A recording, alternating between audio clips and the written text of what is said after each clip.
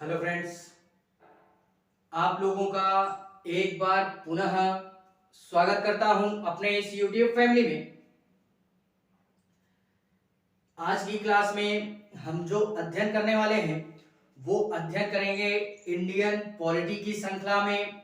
आज जो हमारा नया चैप्टर होगा या एक प्रकार से बोलना चाहें तो उसी भारतीय संविधान को आज हम पुनः कंटिन्यू करने का प्रयास करेंगे। ठीक है, एक बेहतरीन अंदाज में। तो इससे पहले की जो भी सारी क्लासें हो चुकी हैं इस इंडियन पॉलिटी की श्रृंखला से रिलेटेड, उनमें से कुछ वीडियोस का लिंक आपको नीचे डिस्क्रिप्शन में मिल जाएगा। आप सहजता पूर्वक वहां से जाकर के पहले उन सारी क्लासों को देख लीजिएगा एंड तत्पश्चात आकर के इस क्लास में विजिट कीजिएगा। ठीक है, बाकी आज जो हम पूर्णतः अध्ययन करने वाले हैं वो अध्ययन करेंगे भारतीय संविधान में ही। इससे पहले जो भी हमारा टॉपिक चल रहा था भारतीय संविधान से रिलेटेड, उसी को आज हम पुनः कंटिन्यू करेंगे। अर्थात इससे पहले वाली क्लास में हम लोगों ने सुप्रीम कोर्ट की चर्चा की थी और उससे जुड़े हुए जो भी हमारे अनुच्छेदों का प्रावधान भारतीय संविधान के अंतर्गत संविधान के निर्माताओं ने किया है, उन्हीं सारे अनुच्छेदों को एक बेहतरीन रूप में या एक नए अंदाज में सारे अनुच्छेदों का जिक्र हम इन क्लास के माध्यम से कर रहे हैं एक बेहतरीन अंदाज में। ठीक है, तो देखते हैं उनमें, यानी उसी सुप्रीम कोर्ट के संदर्भ में या जिसको हम लोग सर्वोच्च न्यायालय, उच्चतम न्यायालय, इसके संदर्भ में भारतीय संविधान में हमारे ऐसे कौन कौन से अनुच्छेदों का प्रावधान किया हमारे संविधान के निर्माताओं ने कि इन्हीं पूरे प्रावधानों के अनुरूप या इन्हीं नियम और कानूनों के अनुसार पूरा का पूरा सुप्रीम कोर्ट हमारा क्या है, चल रहा है, या उस सुप्रीम कोर्ट की कार्यवाही पूर्ण रूप से इन्हीं प्रावधानों के अनुरूप संचालित हो रही है। ठीक है, तो देखते हैं और नजर डालते हैं इस सुप्रीम कोर्ट के संदर्भ में, यानी जो हमने बात कर रहे थे वो हम बात कर रहे थे सुप्रीम कोर्ट के संदर्भ में। ठीक है, और ये किसके अंतर्गत आता है, ये भाग 5 के अंतर्गत आता है और इसके अंतर्गत ये संघ के अंतर्गत आता है एंड इस संघ के अंतर्गत ये संघ की कार्यपालिका के अंतर्गत आता है। इसको भी हमने क्या करना है, याद रखना है। एंड इसके पहले की क्लास में थोड़ा सा हम रिवीजन मोड में लेते हैं कि इससे पहले की क्लास में बेटा अगर हम बात करें तो इससे पहले की क्लास में हम लोगों ने जिक्र किया था किसका, अनुच्छेद 124 से लेकर के हम लोगों ने जिक्र करना स्टार्ट किया था सुप्रीम कोर्ट के संदर्भ में। ठीक है, और हम लोगों ने जो बात की थी वो 130 तक के अनुच्छेदों का जिक्र हम कर चुके थे। तो इससे पहले की क्लास आप लोग देख लीजिएगा जो कि इन बीच के अनुच्छेदों को हमने क्या करना है, याद रखना है। ठीक है, तो उसका लिंक आपको नीचे डिस्क्रिप्शन में प्रोवाइड कर दिया जाएगा। आप वहां से जाकर के सहजता पूर्वक पहले उन सारी क्लासों को देख लीजिएगा, अर्थात सुप्रीम कोर्ट की पहले वाली क्लास देख लीजिएगा तो ज्यादा अधिक सहजता महसूस होगी इस क्लास को पढ़ने में या अध्ययन करने के उद्देश्य से। ठीक है, बाकी इस चैप्टर को हम इतने बेहतरीन ढंग से पढ़ेंगे यार, इस चैप्टर को ही क्या पूरी की पूरी इंडियन पॉलिटी को हम इतने बेहतरीन तरीके से अध्ययन कर रहे हैं कि अगर किसी भी प्रकार का कोई प्रश्न किसी भी एग्जाम में, हम प्रॉपरली किसी भी एग्जाम का नाम लेकर के नहीं बोल रहे हैं, आप एग्जाम आप लोग डिसाइड करोगे कि आप किस एग्जाम में बैठने वाले हो, बाकी क्लास हम डिसाइड करेंगे कि हम इस सब्जेक्ट में इतने बेहतरीन ढंग से आपको परिपक्व या परिपक्वता हासिल करवा दे कि आप किसी भी एग्जाम में अगर अपनी इस बौद्धिक क्षमता के विकास को लेकर के बैठते हो तो यार उसमें हमारी जीत या विजय निश्चित है। ठीक है, देखते हैं इसी में इसके बीच तक के अनुच्छेदों का जिक्र हम कर चुके हैं, लेकिन फिलहाल में सुप्रीम कोर्ट के जो आर्टिकल हमने पढ़ने थे वो हमने पढ़ने थे 124 से लेकर के 124 से लेकर के 147 के मध्य में, ये भारतीय संविधान के अंतर्गत इसके मध्य में जितने भी अनुच्छेदों का प्रावधान मिलता है वो सुप्रीम कोर्ट यानी सर्वोच्च न्यायालय या उच्चतम न्यायालय के संदर्भ में मिलता है। ठीक है, तो आज जो हम अध्ययन करेंगे वो अध्ययन करेंगे बेटा कहां से, वो अध्ययन करेंगे 131 से। कहां से? 131 से अपनी बातों को हम आपके समक्ष रखने वाले हैं, जो कि दिल थाम के बैठिएगा और देखते रहिएगा कि सुप्रीम कोर्ट के संदर्भ में भारतीय संविधान के जो भी हमारे निर्माता थे उन्होंने क्या प्रावधान करके रखा संविधान के अंतर्गत। ठीक है, तो एक बेहतरीन अंदाज में और एक नए जोश और उल्लास के साथ में दिल को थाम के बैठिए और नजर डालते हैं सुप्रीम कोर्ट के अनुच्छेदों पर। ठीक है, तो अनुच्छेद 131 क्या बोलता है?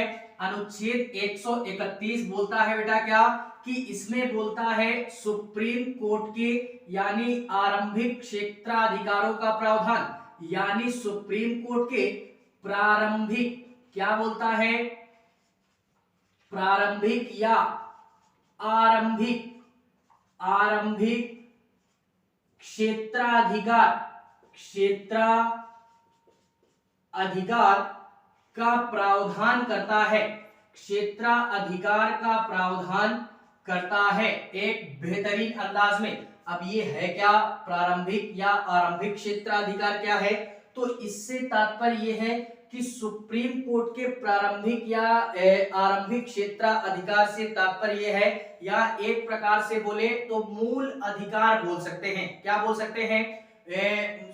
मूल अधिकार ही बोल सकते हैं कि क्या होता है प्रारंभिक या आरंभिक मूल क्षेत्राधिकार, मूल अधिकार यही बोल सकते हैं कि आरंभिक क्षेत्राधिकार से तात्पर्य यह है कि जो भी हमारा सुप्रीम कोर्ट होगा इसके हमारे कुछ अपने अधिकार हैं, विशेष रूप से जैसे कि कुछ हमारे मुकदमे ऐसे हैं मूल आरंभिक क्षेत्राधिकार भी बोल सकते हैं। ठीक है, यानी सुप्रीम कोर्ट के कुछ ऐसे आधारभूत मूल प्रारंभिक या आरंभिक अधिकार हैं जो कि केवल और केवल ऐसे मुकदमे जो कि केवल और केवल सुप्रीम कोर्ट में ही लड़े जाते हैं, वो मुकदमे ना ही हाई कोर्ट में दायर होते हैं और ना ही डिस्ट्रिक्ट कोर्ट में होते हैं। उन मुकदमों को हम सुप्रीम कोर्ट के मूल आरंभिक या प्रारंभिक क्षेत्राधिकार के नाम से जानते हैं। ठीक है, तो इसी का जो प्रावधान किया गया है वो अनुच्छेद 131 के मध्य में किया गया है। फॉर एग्जाम्पल कैसे मुकदमे लड़े जाते हैं सुप्रीम कोर्ट में, जो कि केवल और केवल ये डिसाइड है कि ये मुकदमे लड़े जाएंगे तो केवल और केवल सुप्रीम कोर्ट में ही लड़े जाते हैं। जैसे कि बेटा अगर हम बात करें स्टेट की बात करें, यानी स्टेट प्लस स्टेट का अगर कोई विवाद होता है तो वो मुकदमा कहां पे लड़ा जाएगा बेटा? वो लड़ा जाएगा सुप्रीम कोर्ट में। कहां पे? सुप्रीम कोर्ट में अनुच्छेद 131 के तहत। ठीक है, एंड दूसरी बात करें, दूसरी अगर एक स्टेट का विवाद दूसरे सेंट्रल से हो जाता है, यानी स्टेट का और केंद्र का विवाद हमारे अगर होता है तो इन दोनों के बीच का जो मुकदमा होगा वो भी बेटा कहां पे लड़ा जाएगा? उसको भी हम कहां पे? अनुच्छेद 131 के तहत हम सुप्रीम कोर्ट में ही उस मुकदमे को लड़ा जाता है। ठीक है, एंड तीसरी कंडीशन, इसमें तीन ही कंडीशनें बनेंगी। एंड तीसरी कंडीशन की अगर बात करें स्टेट प्लस स्टेट। ठीक है, एंड इसी के पश्चात में दूसरी तरफ कुछ हमारे स्टेट हो गए और सेंट्रल भी हो गया। ठीक है, तो अगर कुछ हमारे स्टेट एक तरफ हो गए और एक तरफ हमारे कुछ स्टेट और सेंट्रल हो गया, इनके बीच में अगर कोई विवाद होता है मेरे शेरों तो वो कहां पे जाता है? वो मुकदमा भी हमारा अनुच्छेद 131 के तहत सुप्रीम कोर्ट में ही क्या होगा? लड़ा जाता है। ये तीन हमारी परिस्थितियां ऐसी हैं कि इनके बीच में अगर किसी भी प्रकार का कोई विवाद होता है तो उन सारे विवादों का जो केस होगा या जो मुकदमा लड़ा जाएगा वो महज केवल और केवल अनुच्छेद 131 के तहत सुप्रीम कोर्ट में ही लड़ा जाता है। तो ये हमारे सुप्रीम कोर्ट के मूल आरंभिक क्षेत्राधिकार या एक प्रकार से बोलना चाहे तो प्रारंभिक अधिकार होते हैं। ठीक है, इसको हमने क्या करना है, याद रखना है। इसी के पश्चात में बेटा याद रखना सारी चीजों को अनुच्छेद 132 की बात करते हैं। अनुच्छेद 132 क्या बोलता है? तो अनुच्छेद 132 प्रावधान करता है कि जो भी हमारा सर्वोच्च न्यायालय होगा, सर्वोच्च न्यायालय होगा, इसमें क्या होगा कि सर्वोच्च न्यायालय का एक प्रकार से बोले तो अपील के तौर पे प्रावधान किया गया है। यानी एक प्रकार से सर्वोच्च न्यायालय में अपील का प्रावधान करता है। किसका? अपील करने का प्रावधान करता है। इसको भी हमने क्या करना है, याद रखना है। यार अपील से तात्पर्य क्या है?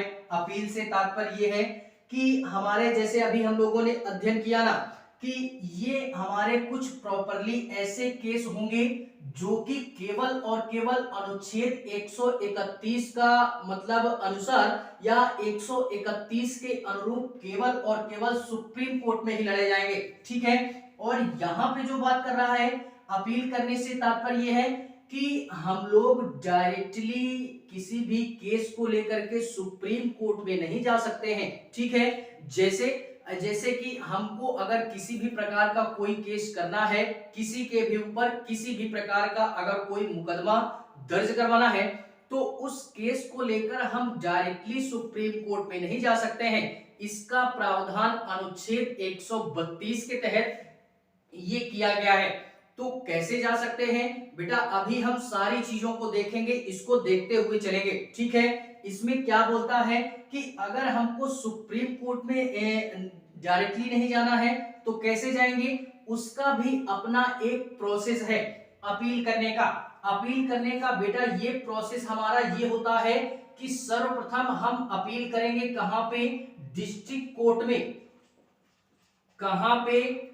डिस्ट्रिक्ट कोर्ट में अपील करेंगे। उसके पश्चात में हाई कोर्ट में जाएंगे, हाई कोर्ट में। एंड हाई कोर्ट के पश्चात में अगर हमारा सिस्टम सॉल्व हो गया तो बेटर है, नहीं सॉल्व हुआ तो हम सुप्रीम कोर्ट में तत्पश्चात जाएंगे। ठीक है, तो यही अपील का सिस्टम होता है और इसके संदर्भ में कई सारे ऐसे शब्द हमारे प्रचलित हैं जो कि अभी हम क्लास के अंत में उन शब्दों का जिक्र कर देंगे। ठीक है, तो अगर हमको किसी भी प्रकार का कोई मुकदमा लेकर के जाना है तो पहले हम डिस्ट्रिक्ट कोर्ट में अपनी अपील को रखेंगे। कहां पे? डिस्ट्रिक्ट कोर्ट में। और यदि यहां पे हमारा मैटर सॉल्व हो गया तो बेटर है, नहीं सॉल्व हुआ तो हम लोग हाई कोर्ट में जाते हैं। और यदि हाई कोर्ट में भी सॉल्व नहीं हुआ तब हम तत्पश्चात सुप्रीम कोर्ट में उस मुकदमे को लेकर के जाते हैं। यही अपील करने का एक प्रकार से तरीका होता है कि अगर हमको कहीं पे भी अपील करना है तो पहले डिस्ट्रिक्ट कोर्ट में अपील करना अनिवार्य है। ठीक है, अगर यहाँ पे सॉल्व नहीं हुआ तो फिर जाएंगे हाई कोर्ट में, एंड यहाँ पे सॉल्व नहीं हुआ तो फिर जाएंगे यहाँ पे। ठीक है, और इन्हीं के संदर्भ में दो तीन हमारे शब्द प्रचलित हैं कि हाई कोर्ट में भी ऐसे मुकदमे या सुप्रीम कोर्ट में भी ऐसे मुकदमे हमारे होते हैं जो कि अपील करने के लिए कुछ कंडीशनें होती हैं, तभी आपका मुकदमा हाई कोर्ट या सुप्रीम कोर्ट में लिया जाएगा। यदि उन कंडीशनों को या परिस्थितियों को हम फॉलो नहीं करते हैं तो फिर सुप्रीम कोर्ट या हाई कोर्ट हमारे मुकदमे को रद्द कर देगा, वो लेने से ही इनकार कर देगा। ठीक है, जैसे कि एडमिट नाम का एक शब्द आता है, कैवेट नाम का एक शब्द आता है, कैवेट के पश्चात में पीआईएल नाम का शब्द आता है, और ट्रांसफर हो गया, टर्मिनेट हो गया। इस प्रकार के कुछ शब्द हमारे प्रचलित हैं इन कोर्टों के संदर्भ में जो कि बाकायदा यूज होते रहते हैं। तो इनको अभी हम क्लास के अंत में इनका जिक्र करेंगे एक बेहतरीन अंदाज में। फिलहाल में हमको अनुच्छेद के अनुसार ये बातें हमने याद रखनी है, ठीक है। तो अपील करने का ये सिस्टम हमारा होता है। एंड इसी के संदर्भ में 133 का जिक्र करते हैं बेटा। किसका जिक्र करते हैं? अनुच्छेद 133 का जिक्र करते हैं। इसके अंतर्गत ये बोला गया कि कुछ हमारे ऐसे मामले होंगे, यानी जिसको हम एक प्रकार से ये बोल सकते हैं कि दीवानी मामले, यानी दीवानी मामलों का प्रावधान किया गया है बेटा। कहां पे? दीवानी मामलों का प्रावधान किया गया है। अब हमारे दो मामले होते हैं, इसी में एक अनुच्छेद और देखते हैं। एक अनुच्छेद ये देखते हैं कि अनुच्छेद 134, ठीक है। 134 में फौजदारी मामला दिया गया है। फौजदारी मामलों का प्रावधान किया गया है, फौजदारी मामलों का प्रावधान, और 133 में दीवानी मामलों का प्रावधान, ठीक है। फिलहाल में ये अनुच्छेद हमारे उतने महत्वपूर्ण नहीं है। जो भी महत्वपूर्ण होंगे वो आगे हम बताते चलेंगे, ठीक है। जैसे 131 इसमें महत्वपूर्ण था, 131 के पश्चात में इससे पहले की क्लास में जो पढ़ चुके हैं वो महत्वपूर्ण थे। ये हमारे उतने महत्वपूर्ण नहीं होते हैं, लेकिन अध्ययन के दृष्टिकोण से हम सारे अनुच्छेदों का जिक्र करेंगे, ठीक है। दीवानी मामले ऐसे मामले होते हैं जिनमें मतलब छोटा मोटा प्रावधान होता है, छोटे मोटे केस हमारे होते हैं। किसी को मार देना, हाथ पैर तोड़ देना, ठीक है, चोरी डकैती कर देना, ये सारे दीवानी मामले होते हैं, ठीक है। और ये फौजदारी मामले ये दंडात्मक होते हैं। किसी का मर्डर कर देना, किसी का रेप कर देना, इस तरीके के जितने भी जघन्य अपराध हो सकते हैं उनको हम फौजदारी मामलों के अंतर्गत रखते हैं, ठीक है। तो इन मामलों को भी कहां पे ले जाया जा सकता है? वो भी हमारे एक प्रकार से बोले तो सुप्रीम कोर्ट में भी हम इनका एक प्रकार से केस लड़ सकते हैं। लेकिन उसकी भी अपनी, अभी हम लोगों ने बोला ना कि अपील करने का भी अपना एक सिस्टम है। सिस्टमेटिक ढंग से एक अनुरूप वाइज हम अपनी बातों को लेकर के सुप्रीम कोर्ट तक जा सकते हैं, ठीक है। तो इन दोनों प्रावधानों को भी हमने क्या करना है? एक बेहतरीन अंदाज में याद रखना है मेरे से, ठीक है। एंड इसी के पश्चात में और अगर बात करें अनुच्छेद 135 की बात करते हैं। 135 क्या प्रावधान करता है? ये प्रावधान करता है फेडरल न्यायालय, यानी फेडरल न्यायालय का प्रावधान करता है। फेडरल न्यायालय का प्रावधान करता है। फेडरल न्यायालय का प्रावधान करता है। फेडरल न्यायालय क्या हो गया? एक प्रकार से फेडरल न्यायालय से तात्पर्य यह है कि हमारे एक होता है डिस्ट्रिक्ट कोर्ट, एक होता है हाई कोर्ट। अगर इन दोनों कोर्टों को छोड़ करके भी हमारा एक कोर्ट और होता है, अगर इन दोनों कोर्ट में हमारी समस्याओं का निदान नहीं होता है, अर्थात या एक प्रकार से बोलना चाहें इन दोनों कोर्टों को छोड़ करके अन्य किसी कोर्ट में भी अगर हमारा मुकदमा चल रहा होता है और तो उस मुकदमे को लेकर के भी हम सुप्रीम कोर्ट में जा सकते हैं। जैसे इन दोनों कोर्टों को छोड़कर और कौन सा कोर्ट हुआ? हमारा डिस्ट्रिक्ट कोर्ट छोड़ करके एक प्रकार से जिला मजिस्ट्रेट जहां पे बैठता है, डीएम को बोलते ना, डीएम जहां पे बैठता है, जहां पे न्याय करता है, उसके कार्यालय को भी हम एक प्रकार से कोर्ट ही बोल सकते हैं, ठीक है। तो अगर फेडरल न्यायालय का किसी भी प्रकार का कोई प्रावधान या किसी भी प्रकार का कोई मामला है तो उसको भी लेकर के हम इन दोनों कोर्टों को छोड़ करके भी सुप्रीम कोर्ट में जा सकते हैं। लेकिन सुप्रीम कोर्ट में भी अपील करने का अपना एक नया अंदाज है, तो उस रूल और नियम रेगुलेशन को भी हमको क्या करना पड़ेगा? फॉलो करना पड़ेगा, ठीक है। 135 ये प्रावधान करता है। एंड इसी के पश्चात में बात करते हैं अनुच्छेद 136 की बात करते हैं। 136 ये हमारा कहता है कि सुप्रीम कोर्ट को एक प्रकार से बोले सर्वोच्च न्यायालय को कुछ ऐसी परिस्थितियों में विशेष इजाजत दी गई है कि वो अगर उस पर किसी भी प्रकार का कोई नियम बना है तो अच्छी बात है, नहीं बना है तो और अच्छी बात है, सुप्रीम कोर्ट उस पर अपनी कार्यवाही कर सकता है। तो एक प्रकार से बोले तो इसमें क्या प्रावधान है बेटा, यानी सर्वोच्च न्यायालय के विशेष इजाजत का प्रावधान करता है, विशेष इजाजत का प्रावधान करता है। ठीक है, विशेष इजाजत से तात्पर्य यही है कि अगर किसी भी प्रकार का कोई जिक्र किया गया है संविधान में तो अच्छी बात है, नहीं किया गया है तो और अच्छी बात है, उस पर भी सुप्रीम कोर्ट फैसला ले सकती है। लेकिन कब तक ले सकती है, जब तक कि संसद उस पर कोई नया कानून नहीं बना देती। अगर संसद उस पर किसी भी प्रकार का कोई कानून बना देती है तो फिर सुप्रीम कोर्ट ऐसा करने के लिए बाध्य होगी। ठीक है, इसको भी हमने क्या करना है, नोट करके रखना है। आर्टिकल 136 की ये प्रावधान करता है विशेष रूप से। ठीक है, इसके पश्चात में 137 की बात करें बेटा, इसी में 137 की बात क्या करें, अनुच्छेद 137, अनुच्छेद 137 ये काफी इंपॉर्टेंट है, यानी न्यायिक पुनर्विलोकन की बात करता है। न्यायिक पुनर्विलोकन का प्रावधान करता है, न्यायिक पुनर्विलोकन का प्रावधान करता है।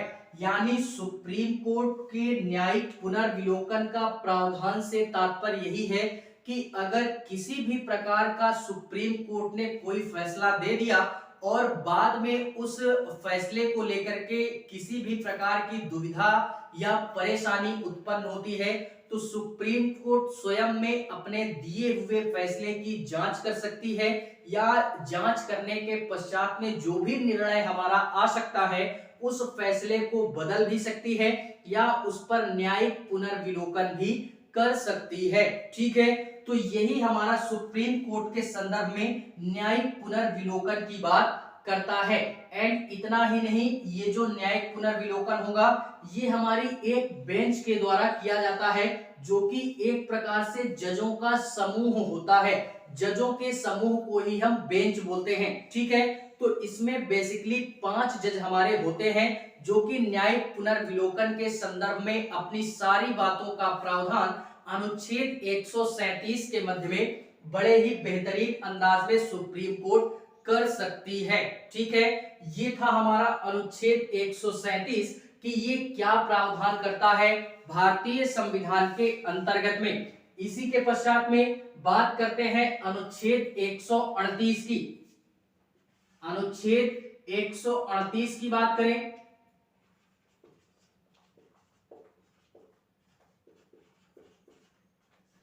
अनुच्छेद 138 ये प्रावधान करता है कि जो भी हमारे सर्वोच्च न्यायालय होगा, जो भी हमारा सर्वोच्च न्यायालय होगा मेरे बेटे, ये क्या होगा कि इसके अधिकारों में वृद्धि की जा सकती है। अधिकारों में वृद्धि का प्रावधान किया गया है। ठीक है, अधिकारों में वृद्धि का प्रावधान किया गया है। अधिकारों में वृद्धि का प्रावधान क्या तात्पर्य है, तात्पर्य यही है कि कुछ ऐसे मामले या कुछ ऐसे मुकदमे जो कि संविधान के अनुरूप सर्वोच्च न्यायालय के संदर्भ में अगर इंगित किया गया है तो अच्छी बात है, नहीं इंगित किया गया तो सर्वोच्च न्यायालय उस पर भी अपने फैसले को सुना सकती है।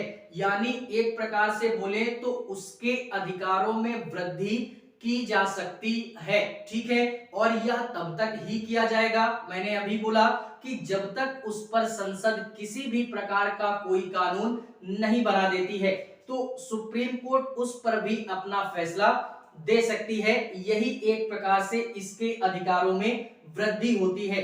यानी संविधान में पहले से इंगित नहीं है वो सारी चीजें, और बाई चांस उससे जुड़ा हुआ या उससे हट करके कोई मुद्दा या मुकदमा सुप्रीम कोर्ट के पास में आ गया और उसका निर्णय देना आवश्यक भी है, क्योंकि सर्वोच्च हमारी सुप्रीम कोर्ट ही है, इससे ऊपर कुछ है नहीं, तो जाहिर सी बात है उसको फिर फैसला देना ही होगा। तो इस संदर्भ में इसके अधिकारों में यही वृद्धि हो जाती है एक प्रकार से, ठीक है, जो कि काफी महत्वपूर्ण आर्टिकल के तौर पे उभर करके आता है। एंड इसी के पश्चात में 138 के पश्चात में बात करते हैं 139 की। किसकी बात करते हैं? अनुच्छेद 139 ये क्या प्रावधान करता है? ये बात करता है इसको थोड़ा सा याद रखिएगा, ये सर्वोच्च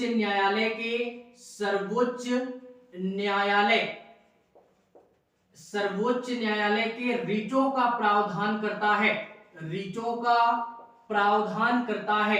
अब यार एक कंफ्यूजन ये क्रिएट होगी कि इससे पहले हम लोगों ने पढ़ा था अनुच्छेद 32 के तहत रिट निकालती है सुप्रीम कोर्ट, लेकिन यहां पे क्या दे दिया कि अनुच्छेद 139 के तहत भी सुप्रीम कोर्ट रिट निकाल सकती है।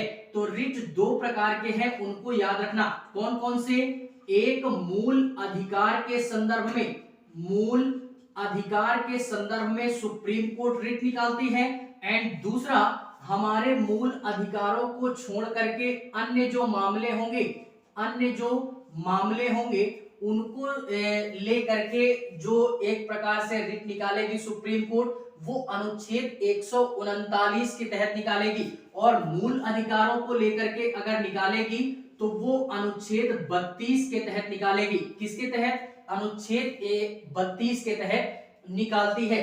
तो अनुच्छेद 139 और 32 याद रखिएगा रिटों के संदर्भ में, और रिट बेसिकली सेम ही होते हैं जो रिट हम लोगों ने वहां पे अध्ययन किया था, ठीक है, डिफरेंस केवल याद रखिएगा थोड़ा सा। इसी के पश्चात में 139 के पश्चात में बात करते हैं 140 की, यानी अनुच्छेद 140 ये क्या करता है कि उच्चतम न्यायालय की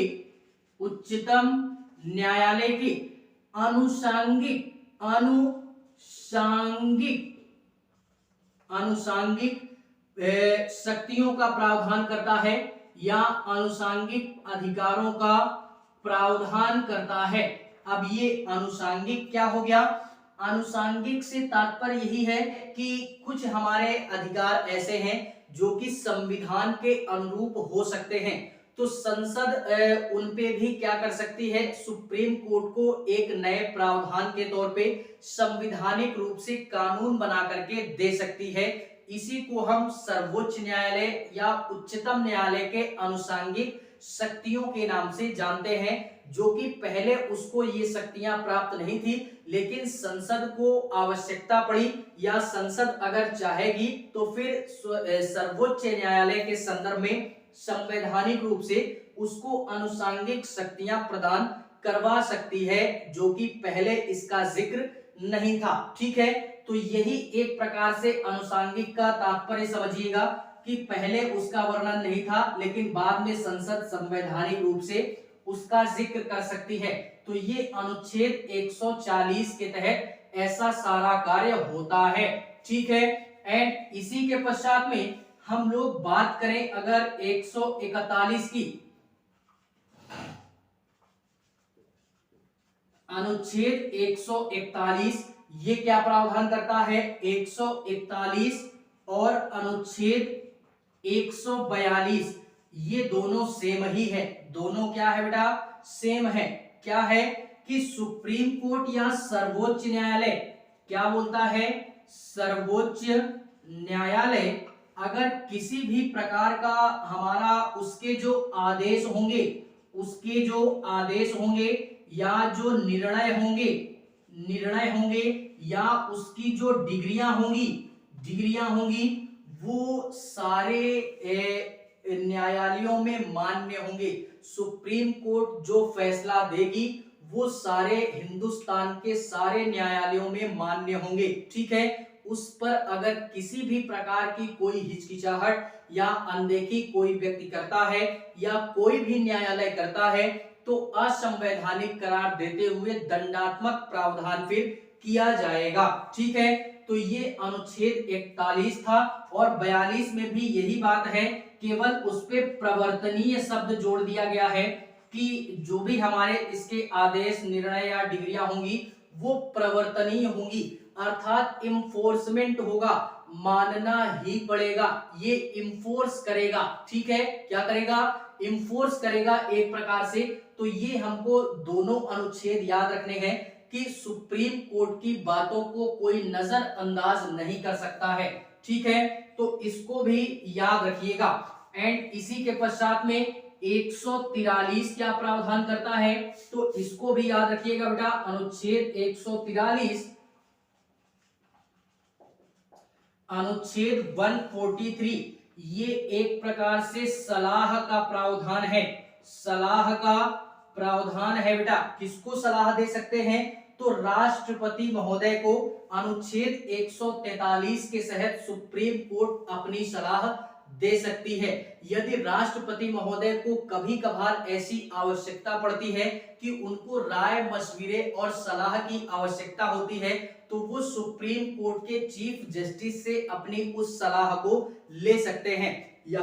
यहाँ पे एक पॉइंट ये भी याद रखिएगा कि उस सलाह को मानने के लिए राष्ट्रपति महोदय बाध्य नहीं होते हैं। ठीक है, और इस कंडीशन में एक मतलब शक्ति ये दे दी गई है सुप्रीम कोर्ट को कि जैसे ही ये बोल दिया गया कि उनकी आदेश को या उनकी सलाह को राष्ट्रपति महोदय मानने के लिए बाध्य नहीं होंगे, वहीं दूसरी तरफ ये भी प्रावधान किया गया है कि सुप्रीम कोर्ट हर एक मामले में राष्ट्रपति महोदय को सलाह देगी, ऐसा भी कोई प्रावधान नहीं है, कोई बाध्यता नहीं है।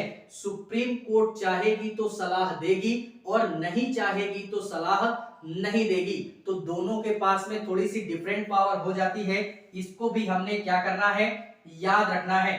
एंड इसी के पश्चात में 143 के पश्चात में 44, 45, 46 और 47, ये चारों अनुच्छेद हमारे उतने महत्वपूर्ण नहीं होते हैं, जिस कारणवश हम इनका जिक्र नहीं करेंगे। लेकिन फिर भी अगर आपको ज्यादा ही मतलब पढ़ने की उत्सुकता है मेरे से, तो फिर थोड़ा सा देख लीजिएगा, उसका जिक्र हम यहाँ पे नहीं करने वाले हैं। ठीक है, लेकिन फिलहाल में इतनी सारी चीजें हमको क्या करनी है, याद रखनी है।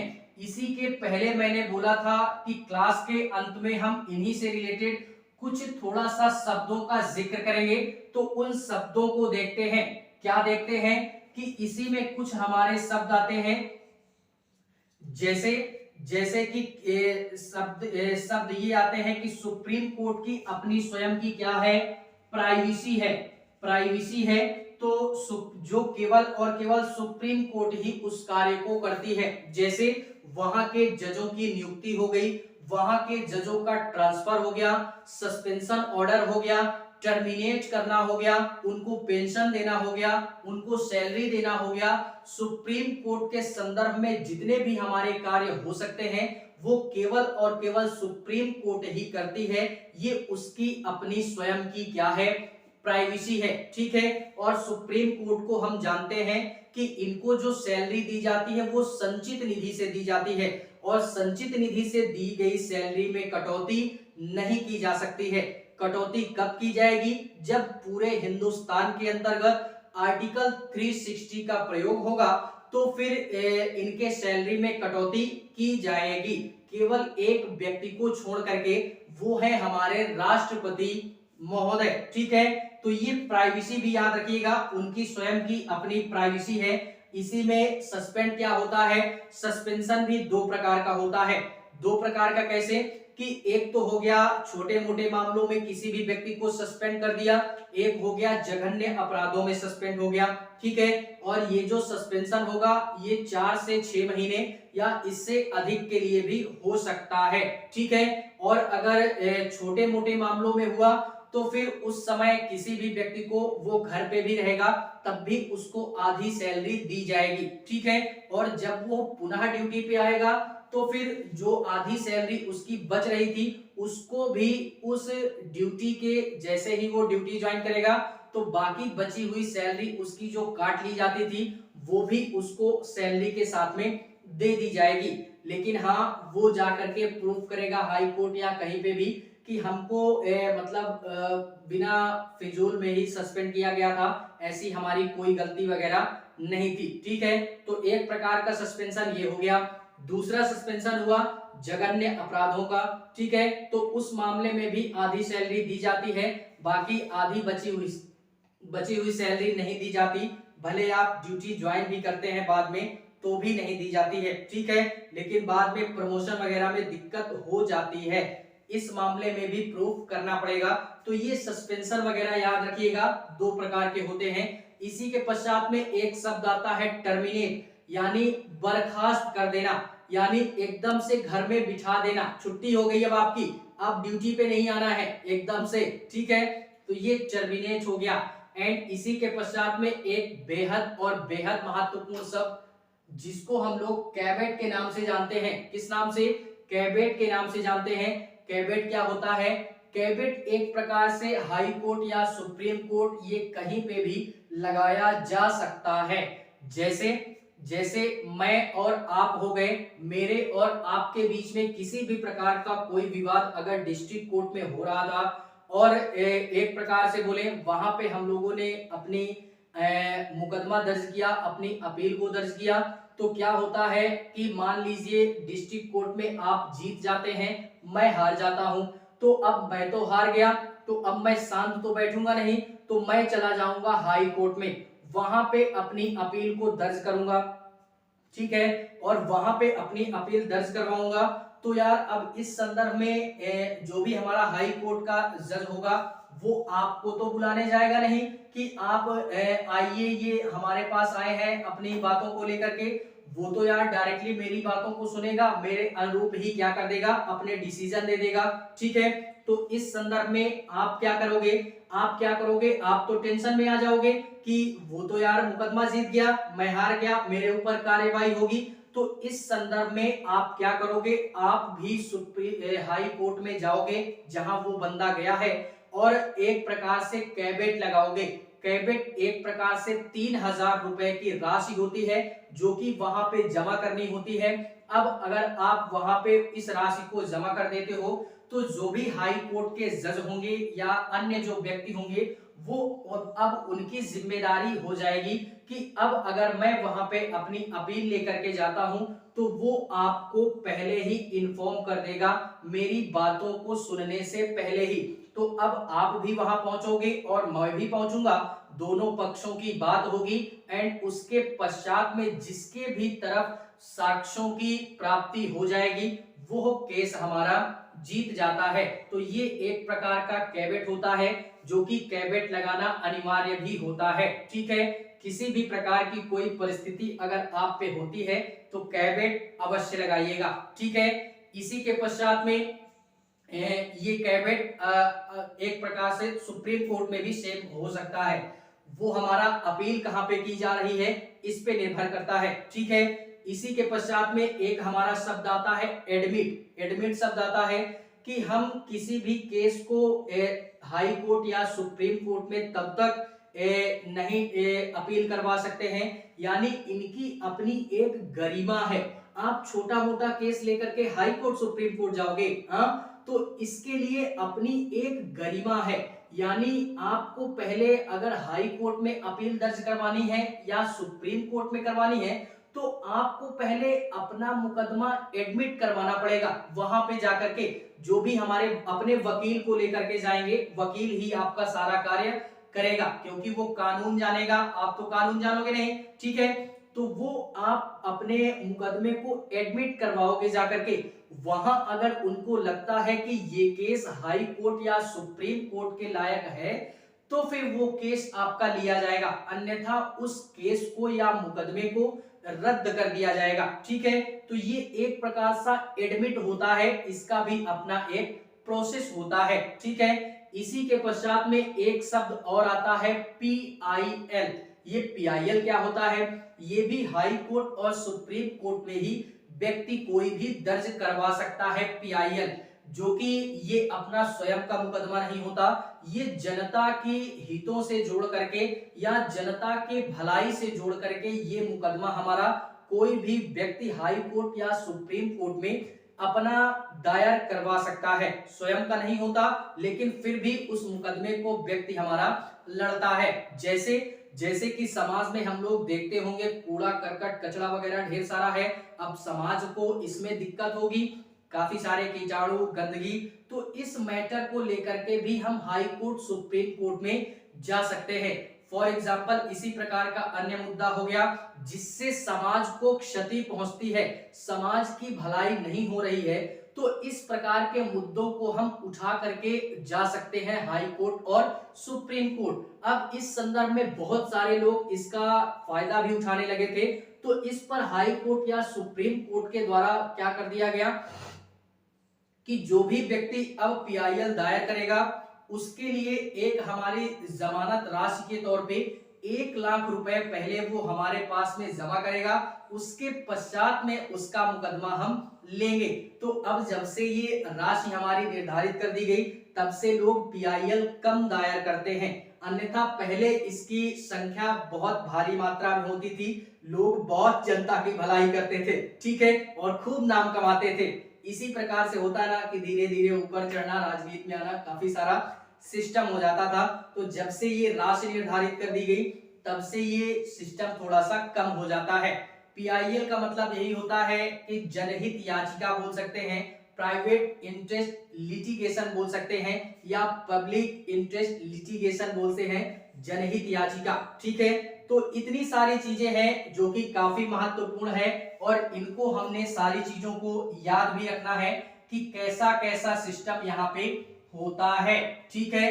तो फिलहाल में ये था हमारा पूरा का पूरा सुप्रीम कोर्ट, जिसको हम लोगों ने इतने बेहतरीन अंदाज में कवर किया कि अगर किसी भी प्रकार का कोई प्रश्न आता है तो वो जाएगा नहीं, क्योंकि सारी चीजों को हम लोगों ने इन 2 क्लासों के माध्यम से बड़े ही परिपक्वता के साथ में एक प्रकार से कंप्लीट किया, ठीक है। फिर भी अगर किसी भी प्रकार की कोई क्वेरीज होती है सुप्रीम कोर्ट के संदर्भ में तो आप लोग कमेंट वगैरह करोगे, वहां से आपकी दुविधाओं का या समस्याओं का निदान करने का प्रयास किया जाएगा इस लक्ष्य कोचिंग प्लेटफॉर्म के माध्यम से, ठीक है। बाकी जहां भी रहें स्वस्थ रहें, मस्त रहें और अपने तैयारी को लगातार एक नए आयाम तक पहुंचाते रहें, मेरी यही शुभकामनाएं हैं आप लोगों से। और इस प्लेटफॉर्म से जुड़ने के लिए बेहद और बेहद धन्यवाद आप सभी लोगों को। तो मिलते हैं इसके नेक्स्ट पार्ट में या नए अनुच्छेद के साथ में, तब तक के लिए बाय।